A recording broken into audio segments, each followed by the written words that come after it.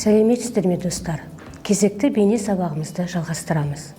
Бүгінгі сабағымызда ойыншық құс жасауды үйренеміз.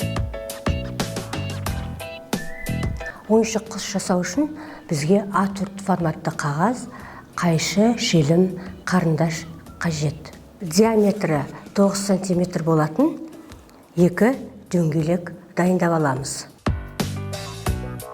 Дөңгелек дайындау үшін үйдегі кез келген шеңбер сызуға лайықты затты алып, қағазға шеңбер сызып, дөңгелек қиып алуға болады. Мысалға мен мына ыдысты пайдаландым. Енді осы екі дөңгелекті бірге бүктейміз. Бірақ дәл ортасынан емес, шетіне 1,5 сантиметрдей жетпейтіндей етіп бүктеп қыр түсіреміз. Енді осы дөңгелектің мынау қысқа жағына қайшымен қиып құстың қанатын жасаймыз. Қиғаштап қиямыз.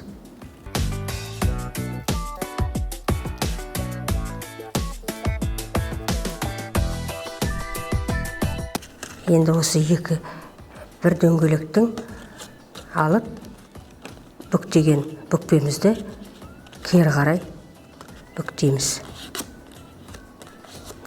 Нәтижесінде бізде құстың денесі және қанаты дайын болды. Енді осы қанатты қауырсындарға ұқсату үшін қайшының көмегімен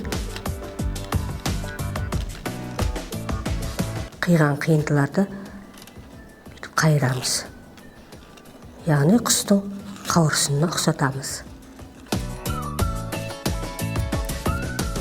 Екінші құстың қанатын алып, қайшының көмегімен қайырамыз.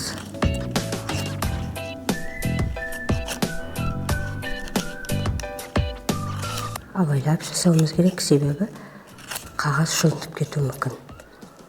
Мінекей.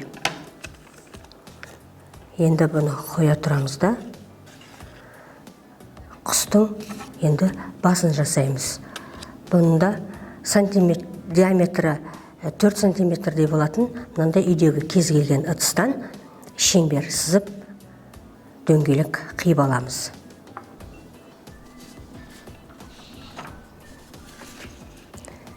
Енді алдын ала дайындап қойған құстың көздерін және тұмсығын желіммен жапсырамыз.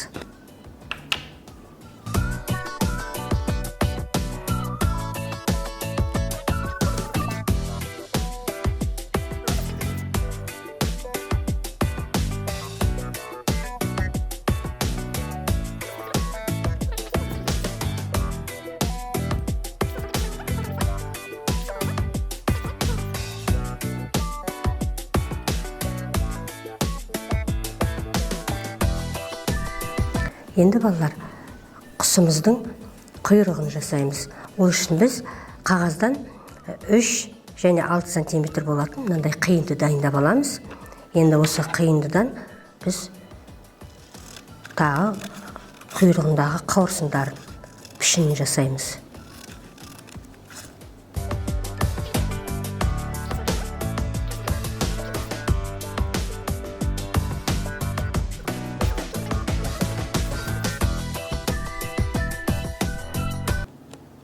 Енді құстың денесінің екінші бөлшегін бірінші бөлшекке жапсырамыз.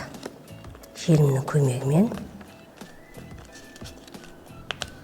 Балалар, желіммен жұмыс жасап болғаннан кейін міндетті түрде қолымызды жуамыз.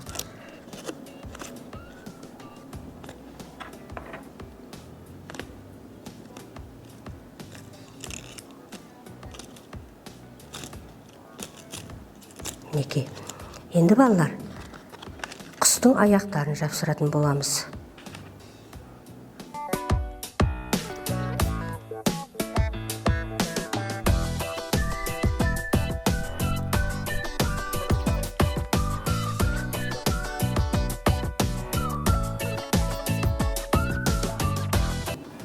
Мінекей балалар, біздің ойыншық құсымыз дайын болды.